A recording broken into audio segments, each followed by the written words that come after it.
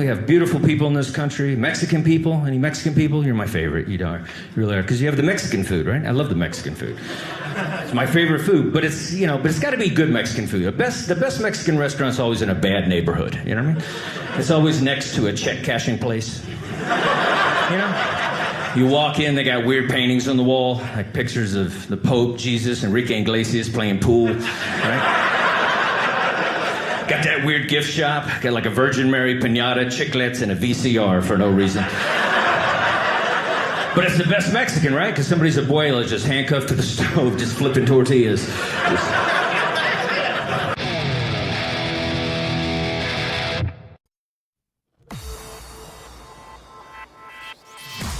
You're listening to Reza Rifts with Keith Reza and Alan Lee, right here on LA Talk Radio.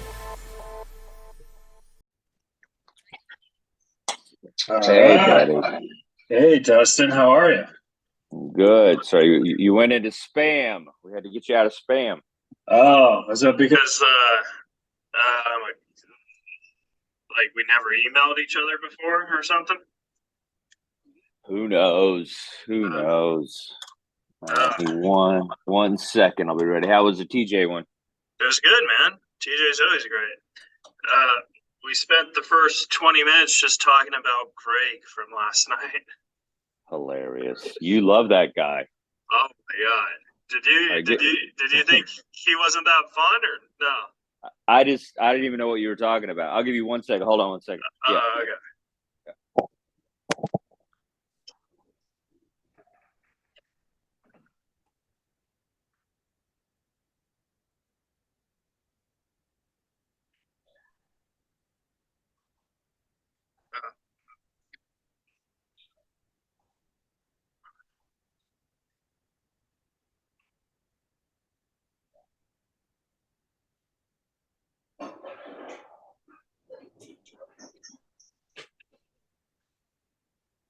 Okay, sorry. No worries. I saw you on stage and you mentioned him or whatever, and then by the time I got on stage, I didn't know who it was, and I just went into my stuff and started playing with other people, and I just didn't know who it was till after the show. Yeah. So I never experienced what was so funny about him because I just didn't have an interaction with him, so I didn't know what was going on. So he was one of those guys where he wasn't heckling at all. He just had the most random laugh. And I look at him, and the guy is literally dying. And I was just I don't know what was so funny. So then I told another joke, and his body went 2 times harder. I was just oh my God, this guy's great. I'm giving him a stroke. It's funny. And I don't know if you saw the video, but TJ recorded me while you were on stage because I was just laughing so hard. I thought, I don't know, it was, as a comic, it kind of, because you know how we're the ones who are delivering the laughs. It's very hard to make comics laugh on stage. You know what I mean? Sure. And the guy was perfectly innocent and he was sweet and stuff. And I just thought it was just so funny how he got that out of me. You know what I mean? That made it fun. No, it's great. No, it sounds special. I like it. All right. So for the folks at home joining me, we got a great guest. I've been working with him now. I think this is my second time working with him. And I'm getting really close with him. And I think he's a great guy. I'm going to say his name correctly. Oh, here we go. Here we go. The pressure is on. Dustin Chafin, guys. Let him hear it. Hey, get it right. Yes. Yeah. Good job. Well, so TJ had a big talk to me after the third show.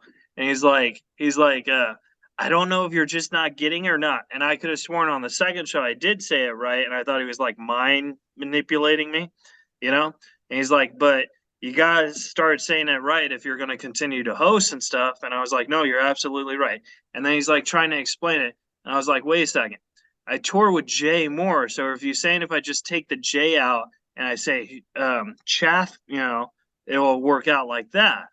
And that's how I trained myself how to say it. Chafin. Like that's all I had to do the whole time is take out the J and put Chafin. Like, Yeah. isn't that No. just so funny yet so ridiculous how one little thing I get, you know what I mean? Yeah. Well, I've hosted and forgot people's names completely. And then you Yeah. have to like, you give them these like ridiculously long credits. You just, because you're trying to buy time until you can figure out what their name is before you bring them up. And you're like, Yeah. this next guy, he's so funny. We've worked together. He's a good friend of mine. He's one of the best. You're going to love him. We worked the other weekend. You're just saying random stuff. He's got 3 specials. He's so funny. And then finally you remember, or you don't. I've Yeah. had times where I just was like, I'm sorry, bro. I forgot. And then they tell you it's so awkward. So yeah, so don't worry. I mean, as far as, things that can happen, that's not the worst. It's never gonna happen again because now I know it's Chafin. It could. You just messed it up now. It's It, Chafin, not Chafin, not SH. Chafin. Yeah, No, but you I just, said Chafin. I thought I heard Shay. No, dude, don't do this to me. Don't do it on my podcast. No, you're killing me. No, but It's and all then good. also in my defense, I feel one of the strongest things about me is I get the crowd really energized for the comics. You know what I mean? For when they come up stage. Okay, sure. Like Sure, they sure. get clapping and loud and stuff. Yeah. So I feel maybe sometimes they don't hear who I'm bringing up because they're so loud. Like I'm like, yeah, It's not a crowd thing. It's yeah, more of I'm a dumbass. Got it. no. It's an old school thing. Yeah, I think in comedy, I feel like there's basics, and you know what you're doing. You've been doing comedy a long time, and I'm never gonna feel like I'm being condescending or anything. But I think the first thing you do as a host, you say, "Hey, what's your credits? What's your name? How do you say your last name? Whatever." And then you just have a brief little moment with them before the shows ever start, yeah, and then you don't have to worry about it. yeah. That's I think it's just all about that reaction. And so now just next time you work with somebody with a CH or whatever, you go, hey, you say it like this. That's all. It's no Yeah. big deal. Well, I'm never gonna fuck it up again. Well, it's just for somebody else. And it's not about me. I don't care as much as it's just more like just a respect thing. That's all. No, I Yeah. get that. People Yeah. screw up my last name too, and like we had this conversation before where it doesn't bother me, but you're right, it is a respect thing, and I think Yeah. that's the thing that bothers me, not the comic itself, just the you know what I mean. Yeah, I've had big articles written about me and big magazines and things, and they misspelled my name. And Oh it's my like God, that's even worse. yeah, with like 2 F's or whatever, and then I've had to contact the people and whatever. So yeah, so it's it happens a lot. People put 2 F's in my name, and I feel like it's like people just concentrate on detail sometimes, but yeah, and then that's forever. So So Dustin, I know a little about you just from working with you. I know your later years and how you got into comedy, but I don't know anything about like your younger years. So Okay. I wanted to know a little, like I know you're from Texas. Yes. And I know that. But how did you go from a journey from Texas to New York to running a club to becoming a comic? I know the part from running to a club to becoming a comic, but I don't know like what was your aspirations to do comedy? Like how was this journey? And I apologize if this is something you ask a lot. You get asked. No, it's all good. I think it's important for people to hear other people's journey so they can kind of connect themselves. I yeah, originally I was in Texas. I knew I had to get out somehow. I was always kind of a misfit in Texas. Everybody was kind of the normal regular Texas people. I was the weirdo and punk rock and all that stuff, and just always I never fit in. And I had a girlfriend in high school, and she was a Mormon girl, and flipped out the whole family because my family was drug addicts and rock and roll people and stuff. And so I think part of me was like, if I'm going to rebel against that, I'll Mormon. I'll go the opposite direction. So Right. I ended up kind of becoming a Mormon with this girl, whatever. And I ended up, we broke up. And I think to get back at her, I was just like, I'm going to be a missionary. And so I became a Mormon missionary. I lived in South America. I was in Chile, Santiago for 2 years. And I was there and I was doing this whole kind of self-discovery thing. And then when I got out, I was just like, all right, I got to figure something out. I had poor grades in high school and stuff. And so there was this Mormon school in Idaho. And I went there. It was in Rexburg, Idaho, kind of a BYU, Rexburg, Idaho. So I went there. I was a mission after my mission. I went there and I was just trying to get my grades up and figure out what I want to do with my life. And while I was there, I'd always had this kind of inclination to do stand-up comedy. Like I loved it. I loved, comedy records. I always listened to Sam Kinison, George Carlin, all those people. So I always loved it. And I remember the first thing I did when I got back from South America is my mom took me to a Funny Bone in Texas. And I remember like seeing the comedian and he was just like, this guy road guy, did jokes about, putting when he had a dog that wouldn't eat its medicine. So he put it in a piece of cheese. And then he had a girlfriend that wouldn't blow him. So he put his dick in a piece of cheese. And like, it was just like ridiculous, but it was so funny to me. And I thought it was Right. funny. So I always thought, hey, maybe I could do that. I would love to do it. So when I was in Idaho at this Mormon school, after my mission, I did a talent show. And the first time I ever did stand-up comedy was at this Mormon talent show at this Mormon school. And, everybody was doing songs and singing and juggling and whatever they were doing. And I chose stand-up comedy and I'd never done it before. And I pretty much made fun of the school and made fun of, everybody's here just to get married and made fun of the cafeteria, just goofy stuff. And So it was original jokes you did at this talent show. Original jokes about my experience there. And I got a standing ovation. And it was the God. very first time I'd ever grabbed a microphone. And it was just like this gigantic thing. And I remember I was a little edgy, which in the school, like, so I got in trouble or something. It was like, you can't say certain things, but it was like, I got this big response. So I was like, oh my God, this is amazing. And then I just kind of like, enjoyed it and kind of put it away and whatever. And it was like, okay, maybe one day we'll see what happens. How old were you at this talent show? I was a little, 22, maybe 23, something like that. One of those, something like that. So after I did that, I, my whole goal was like, I want to be an artist. And I was always good at art and things like that. And I wanted to go into fashion. I just wanted to do something that was creative. And I always wanted to go to New York City. And I was like, there was a school called Parsons, which is a kind of an elite art school in Manhattan. And so that's where I wanted to go. I was just like, I just want to go to this school. And so I put a portfolio together and I got into this school and it was like a huge deal.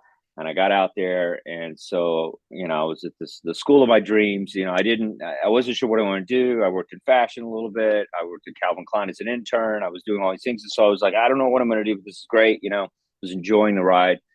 And then I had a girlfriend it's always girlfriends. And she worked with a comedian at a hotel. And the comedian was Pete Cordielli, which is kind of a known comic. And they worked together at the hotel. And she'd always tell me stories about him trying to be a comedian and that he loved it or whatever. And so I kind of met him and then we ended up becoming friends. And then he told me, he worked at a comedy club as a busboy at the New York Comedy Club on 24th Street. And he was like, he would work there. He would cook food like mozzarella sticks and chicken fingers and stuff. And then he would clean up the club and they give him 5 minutes of stage time. And so I was just like, this sounds amazing. So I went to a couple open mics. They were terrible. And then he told me, he's like, you want to do this thing? I have to go out of town. And so I was like, yeah. So I ended up kind of becoming the club busboy. And that was kind of when I was introduced to comedy. And it was like, I would, people like Mark Maron would come through and Dave Attell and like all these comics. I started kind of like seeing all these comedians. I was getting up the shitty spots, like check spots. So I was kind of bombing and like figuring all out how to be a comic. And it was so much better than the open mics because I was like just around all the pros and it was like a real audience. And then I would just cook and clean, and I would get stage time out of it. So it was like the ultimate of paying dues. And Yeah. so that was kind of the first introduction. And then I ended up just getting a painting degree in art at the art school, and just kind of found that I wanted to do this. I was like, stand-up comedy is just like, it's so much better than any art form that I've ever, been a part of. And I've done most of the arts, and I feel like this was something, I'm kind of a shy guy, and it brought me out of my shell. And the creativity of stand-up is so difficult and interesting to me. And so I just got hooked. And Yeah. it was like this drug that I loved and continue to love. Even when it's bad, it's good. And so yeah, that's kind of the beginnings of it. And then I ran shows and ran the Boston Comedy Club and did some other things, and then just kind of became like a full-time comic for over 15 years or so, and worked with a lot of comedians and people, and it's been awesome. It's been a great ride, but that's how it started. Now, would you say that, because I feel when a comic does like the bus, what you did, the bus boy spots and the late night spots, or the cleaning up the spots, and then when you run shows and stuff, I believe those are the spots that train you to become a better comic, because you're constant. It's like going to school for free, and you're learning from all these comics. And then when you're Yeah. running a show, you get that much time, and you could it's like you could look at different dynamics of your jokes because you're running it so many different times. Yeah, absolutely. I think I got probably funny doing kind of the urban shows. Like they said that they had these Latino and Black comedy nights at the New York Comedy Club. And those are the only shows that I could get where it wasn't like a check spot. Right. So, and those are always like midnight shows and stuff. So it was like late New York crowds, but they were tough. They were like, just Puerto Rican crowds, people from the Bronx, and like just kind of just like you had to bring it. And Right. so I remember, and that's kind of why I talk about race and I'm edgy or whatever, because I came up in those rooms. And so those rooms taught me that I could, it's like if they'll respect you if you have some balls to you. And so that's kind of formed me a little bit in the comedian that I am. And to the point where my first television credit was on Showtime, White Boys in the Hood, which you could never do that show now. It was white comics telling black jokes in front of black crowds. I mean, Right. they would cancel you in 3 minutes. Like that was show wouldn't happen, but it was great. It was a Rich Voss and Jessica I Kirsten, love like all Rich these, Voss. Yeah. Laurie Martin. It was like all but it was it was a big deal for me. But it had all the reason that I think I did well on it was because I had this training at this club, this New York Comedy Club, with all these late night, kind of urban shows. And so yeah, you never know what's going to prepare you for the next thing, and so you really have to embrace it. So when you got your first TV credit, were you like very proud of yourself, or did you think like, oh, I could have done better, like after you watched it? Because when I did stand up diversity, I was proud of myself that I got on the show, but I watched it and I was like, how did I get on the show? It was fucking terrible. You know what I mean? Like, Yeah, I mean, it's funny. We work with TJ Miller, who's like a genius and a great comic and stuff. And it was funny. Last night I was thinking about it. It was just like he was just like kind of saying that like, oh, these shows weren't as good, and like, and I'm just like, yeah, they were amazing. And it's like sometimes it's like we're so hard on things, we're so hard on ourselves, we're so hard on the crowd. I'm like, man, it's like if we're getting laughs and we're doing the it's a jokes we want to do, success. Yeah. yes. And it's like sometimes these guys, and I understand. I mean, obviously we love TJ both together, but it's like certain guys get perfectionism in them, and I used to be that way too. But sometimes I'm like, all right, dude, I showed up. I had like a couple applause breaks on this Showtime thing, and I did a joke that was edgier than probably anybody. I said, it's like I did this joke, and I remember I'd done this joke at a college, and I got booed by 3,000 people, and it was like a African American kind of elite college night or something. It was people, students from Harvard, MIT. It was this big deal, right? And I did this joke. I got up on stage and I did this joke about being Native American, and I said, it's like we get no respect. It's like our land was stolen from them. we were enslaved. I mean, at least black people got to travel. And I did that joke, and then I got booed for like 3 minutes, like, boom. And then I did that same joke on Showtime Networks on this showcase, and I got an applause break. And it was like, so that's, you just don't know. And I could have easily given that joke up and been like, So the Isn't fact that that I funny how stuff like that, like, just changes? Like, you know what I mean? Like, it's the same joke. from boo to applause break on television, it was like, yeah, I could have easily just been like, I'm never doing comedy again. I'm never doing that joke again. Whatever. I could have, and I was like, fuck it, man. I believe in that joke. It's funny, and I'm gonna do it. And I did it, and and I didn't give up on it. And so I was so happy because that was a big part of me was that joke. And so because I feel like it was, it felt like Bill Hicksy, and you have you know how it is. You have a joke that's edgy, it's yours, and so yeah. So I was glad I did that. But you never know in comedy. Sometimes the audience is going to be great. And that's why you can't be so crazy about how great you did or how bad you did. Because it's like we got up there, dude. It's like 90% of the humans on the planet can't get up there and get any laughs at all. And so if we get up there and get something, it's a good night, dude. Nobody threw anything. Nobody hit me, It's a good night. And I agree, but I think we could also both agree. I'm the type of comic where I get down on myself if I'm not doing good. So like I don't have what you have where I could say, oh, at least I did it. I have the how do I do it better? You know what I mean? Like I'll give you an example of what happened this weekend. I did the first show at that small room, and I did my dark funeral stuff, and it didn't go over well. And I remember I got off, and the bartender guy, he was like, "Oh, that was a little dark," And I was like, "Yeah, I guess so." And then I did the exact same stuff on that one, and the jokes went fine, but I got the applause break at the end when I was talking about working at a grocery store. Here's my card. I tell jokes at funerals, and that was worth the bomb. You know what I mean? Yeah, absolutely. Well, it's exactly. So like I think that's how I see things, where like it's like a jigsaw where I could put, like, I know how to make a joke funny. I just don't know how to make it funny all the time. You know what I mean? Well, that's what I was just telling you with the getting booed and then getting an applause break on television. The exact same thing. It's like, and it's like I trust me, I'm hard on myself. Don't get me wrong.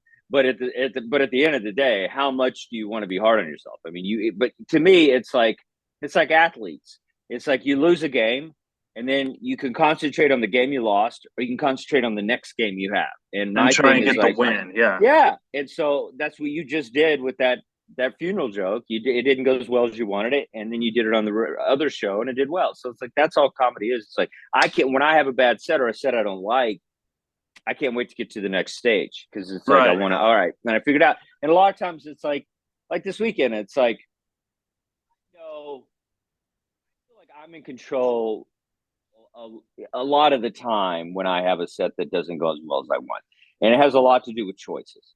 And it's like the first show this weekend, I didn't talk about race. I just kind of did a whole other thing, and it kind of went a little better. And then when I went edgier and went to race and stuff, it got, it was kind of a battle of trying to get them to come to me and whatever. So I could choose to not do certain jokes and probably have more of a typical good set.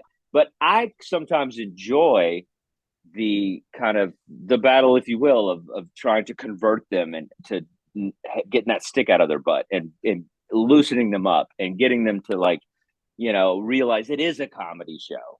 Yeah. And we should have fun and not be so uptight about jokes and words and censorship, and let us just do what we do. Why are you here if you don't want a little bit of dark and filth? Like, why are you here? I mean, it's like they just watch a PG movie. Like, just don't be here. This is what we're doing. That's what kills me when people are like groany in a comedy club or upset. I mean, you work with the great Norm, and it's like he would eat all kinds of crazy stuff that people weren't ready for. And the thing is, it's like you're here drinking alcohol, and then it's late at night. You're in a dingy comedy club, and you're getting offended by some words I say. Like, it's just ridiculous. I can't. I've never been offended by anything in my life. Yeah. I can't remember anything. Even when I was a Mormon, I don't think I got offended by anything. I'm like, I don't even understand getting offended. I don't get it. That's just not. It's not in my DNA. Yeah. Uh, See, and that's where we're different because, like, joke wise, I don't get offended, but like, I'll give you an example. Like last night, and she was very sweet. She didn't mean anything. I don't feel she meant anything negative about it, but to me, it came off as negative. Like when I was selling TJ's postcards or whatever, and she was just like, she made the comment. She's like, "Oh, so does TJ let you open up for him because you're autistic or something?" And and What is wrong with people? but she didn't mean it in a negative way. You know, she was Yeah. trying to be sweet about it, but like those were word for word, you know, what she said, and Wow. it came off as. I mean, it's not the first time I've heard this, you know, but I was just like, Yeah. you know, Yeah. and so I play around like, oh yeah, definitely. But Yeah. then it like puts me in a bad mood because it's like then I start Yeah. questioning myself, like, is that the reason? Like, does he feel sorry for me or if No. am I funny? You know what I mean? So Yeah. that does offend me. But like if it was on stage on a joking way, Well, that's what I'm talking about. yeah. I'm just talking about stage. I'm talking about Oh, okay. material, art, and whatever. Yeah, I get it. Trust me, the shit people say to me too off stage is like, yeah, I get. I mean, that I understand. I try to avoid people when I get off stage because I'm afraid they're going to say something stupid that's going Yeah. to going to take away from the good experience that I just had. So Yeah. yeah, people say ridiculous things, and so a lot of times they're drunk or they're unaware. They don't know what they're saying. So obviously you can feel it and get rid of it. But yeah, that's so ridiculous. Sorry you had to Yeah. feel that. No, and like I said, I don't feel she meant it in a negative Yeah, way, but the way she said it, you know what I mean? And like it's yeah. funny how those words can. But I wanted to talk to you about your dry bar comedy special that you have. Is it out yet Sure. or is it coming up? No, I just filmed it. You just So filmed it. yeah, so it's coming out soon. So hopefully, I mean, I'm kind of in the mercy of when they release it. So it's like Right. it could be next month. It could be later in the year. I'm not sure, but it was fun. It was great going back to Utah and and filming it because it was because I it's funny because I went to Provo to be a missionary. The missionary training center was right there, and so to go back and do stand up comedy there and to do a special there it was really surreal. It was so fun, and I enjoyed it. I talked about some of the Mormon stuff and played around with it, so it was a lot of fun being there. But yeah, it was really good. I enjoyed it. Now, how many shows did you do to film this, or was it like a one you get one show to film it type of thing? You get two shows. Oh, Yeah, cool. do two shows in one night. Yeah, Kind of a two shows in one night. But yeah, it was good. I yeah, was like, it's definitely a fun little thing to do. So I enjoyed it. yeah. And the thing is, like dry bar, a lot of people don't know this, but dry bar is actually really huge. Like it really makes people's careers now. You know what I mean? Yeah, I think you get a lot of eyes on you, so it's definitely it's changed the format because that's the thing is like comedy in general has changed over the years as far as like what pops you or what back in the day it was Johnny Carson was it it was like and Right. then it became Letterman and then became Conan or whatever and now it's like it's there's so many different platforms and yeah they've done a good job of kind of putting themselves out there and creating their own platform for comedy and so yeah it's been I'm excited for it to come out so I feel like it's gonna it'll help get me in some doors for sure.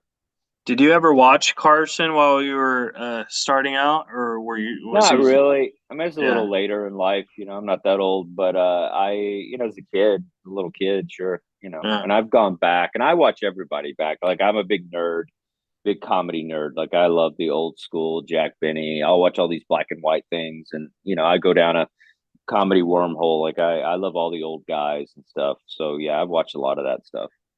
Yeah, I loved Carson. And like the thing is, I was doing some research on Arsenio Hall, and I thought it was cool how his show kind of like took a stab at Carson's ratings. You know what I mean? And like Hmm. I thought like that was really like that was probably when the whole let's compete for ratings thing probably really started. You know what I mean? Because it was just Carson, then Arsenio comes, then Letterman and Len, so I just thought that was fascinating how they turned that into a competing business. Yeah. I remember when that whole thing was happening with Jay Leno and Letterman and all that stuff. Yeah, it's definitely an interesting turn of how kind of that whole thing was. It is weird though when people are competing like that, but I guess they have to. Everybody's just trying to sell ads. That's all it. In the end of the day, we're just dancing monkeys selling toothpaste, and Pepsi, and that's really all it becomes. I mean, unfortunately. Yeah. And comedy we're all Pinocchios. Yeah. We are. We're dancing monkeys trying to sell booze, trying to sell 2 drink minimums in a comedy club. They're trying to sell ad space on TV. I mean, that's I'm sorry, that's just what it is. And I think it's our goal is to try and do it with no strings on us. You know what I mean? But it never works out. Yeah, you want to be a real boy. You still got strings on you. Okay, so I have 4 questions for you. All right.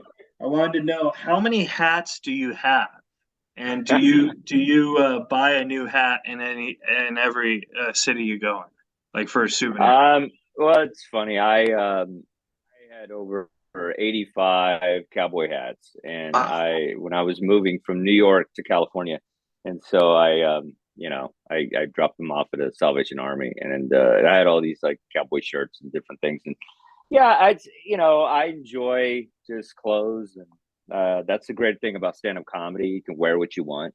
You can be dapper. You can be casual. You can be. It doesn't matter. It's you choose what you want, and so that's Andrew Dice Clay wore the leather jackets, and Kinnison wore the beret and the trench coat, and Eddie Murphy had his leather suit, and Steve Martin had a white suit, and so and I remember all that stuff just being so fun. I was like, you can do whatever you want. Phyllis Diller had like the little skinny cigarette thing and the big boa, and so I just, all that made me excited about comedy, where you can just dress and do what you want. And and I'm a shopaholic, I'm an addict, so I enjoy buying hats and sneakers and we were talking about shoes. I love it all. I love it all.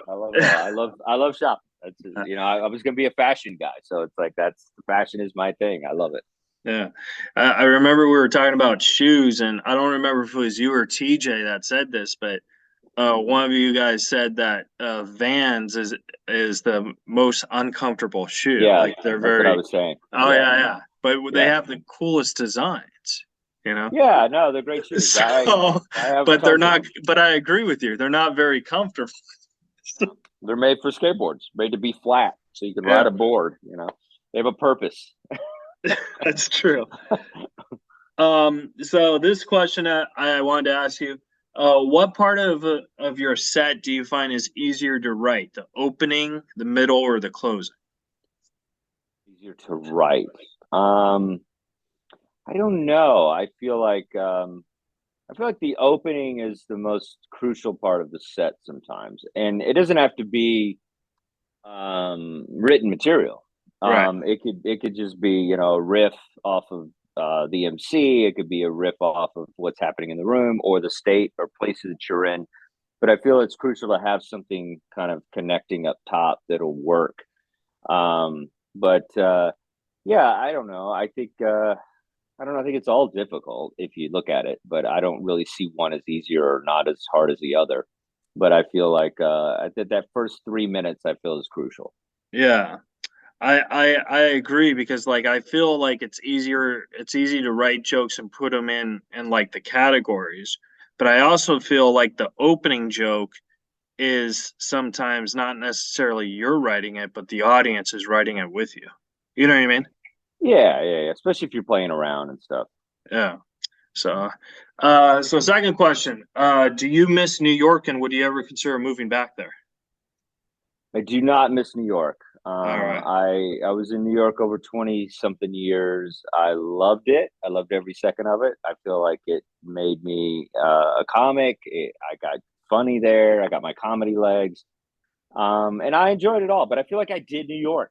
I ate all the pizza. I saw a lot of Broadway shows. So you did it. I did it. I did it all. So I feel like now I want to do California. I want to see LA. I want to do more in LA. And it's like, I want to go to the rock clubs and Viper rooms and see all the stuff LA has to offer. So, because I did that in New York, I went to CBGB's and all the stuff when, back in the day when they had all the music venues, and I'm a big music guy. So I feel like, I go back. I go back for shows, and I was just there. TJ and I were in Mohegan Sun, and then we spent a night in New York and went to a play, and that was great. But I think I'm over the cold weather though. I'm not a fan. Not a fan of the just freezing weather. So it's like LA sucks most of the time, but at least the weather's nice. You know what I mean? Like the comedy club scene is whatever, and everything is weird and what. But I'll still take it because of the weather. So, and just being able, and it's beautiful. California's beautiful, man. Like you live in a beautiful place, out there. It can be beautiful. Yeah. I feel since I've lived here my whole life, I'm kind of over it. And I was thinking maybe I would move back to Austin or move to Austin because I liked performing there. But I also feel I would get sick of Austin. You know what I mean? Yeah, Austin is, at the end of the day, still in Texas. Right. Austin's a pretty cool town, but outside of Austin, what else? Yeah. It's pretty, Texas is not a terrible place. I love Texas being from there, but it's from California. I think it'd be a little kind of a culture shock, but I think it's changing. Austin is definitely with Joe Rogan there and stuff. I think the scene is pretty great, because Creek in the Cave and like all these kind of cool vibes that are happening there for sure. It's a cool comedy town, but you can always go there. It's not, you can fly into there. Yeah, that's what I was thinking. Just spend like a month there or something. So I have two more questions for you. One, you said you really enjoy collecting vinyl records. I wanted to know which one is your favorite one that you have? Like, not necessarily the music, just like the one where you're like, oh, this is my favorite record. My favorite record. Yeah, I don't know if I have one particular favorite record. I like the Beatles, so I got a lot of the good Beatles stuff, and this Abbey Road is like, kind of I have a nice copy of that, but I have some great comedy records. I have some rare kind of Joan Rivers and some, Red Fox used to make these party albums, and he made like 100 of them, and they were just like these little small venues, maybe like 30 people were in there, or 60, 80, never really big crowds. And I have tons of those, and those are great. And some of the Red Fox stuff, but I'm not a one guy thing. Like I have multiple records that I like, and I just enjoy the idea of the old school way. I love, and digital is great. Like I love being able to search something and get it immediately, and I do enjoy that as well, especially in the car or something. But there's something special about buying a record and like saying you have it. It's like it has artwork. You pull out the thing, you put it. It's just I just enjoy all of that, and it relaxes me, and it's kind of I don't have a lot of hobbies, if you will. So it's something that I can collect and kind of get into, and that's the thing is you're talking about do I have a hat in every city? Maybe not, but I do probably have a record from every city. Like usually when I go to a town, I usually try to hit a record store, and it's especially when it's like I have an extra day or something. I'll go because you can always. It's always like a cool part of town. It's always the downtown area and stuff. So I enjoy kind of going to record shops in different places that I'm in. Did you get one here in Sacramento? I did not. Depending on the time frame, they're a little further away than I wanted. So All right. Well, then we'll wrap this up real fast, so you could. Oh, don't worry about it. No, I don't think I'm going to do it today. I don't think. Okay. All right. So then my last question for you is, if you could go in a time machine and go back to time to talk to a younger version of Dustin Chafin, what would you say? Younger version. I think I would say put that drink down. Get focused. Don't feel like you have to crush every show. Try more new material. Don't feel like you have to be perfect every time you do a spot. And because that's the thing, sometimes, you know, in New York, a lot of us club comics, it's like you feel like you have to crush all the time with your A material. And so a lot of comics, you know, I feel like we don't write as much as we should have. And so I would say basically don't go down this spiral of drinking for 15 years. Get your shit together and take it serious, and maybe take an acting class or something, because that helps. Yeah. To have another skill set. Yeah. If I was just stand-up comedy. If I was you, what about you?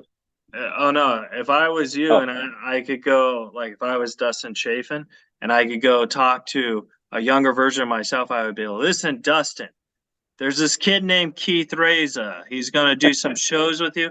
He's gonna fuck up your name all the time, but he loves you very, very much. Like love you too, buddy. All right, Dustin. All right. Where can the folks at home follow and support you? You can follow me at Dustin_Chafin on Instagram and all that fun stuff. And check out my show on Twitch TV, Dustin's Vinyl. You can catch that every Wednesday at 7 p.m. We do a lot of live shows, some pre-record, but it's a good time. We talk about, vinyl records and stuff. And you can go to my website, get my tour dates, DustinChafin.com for all that stuff.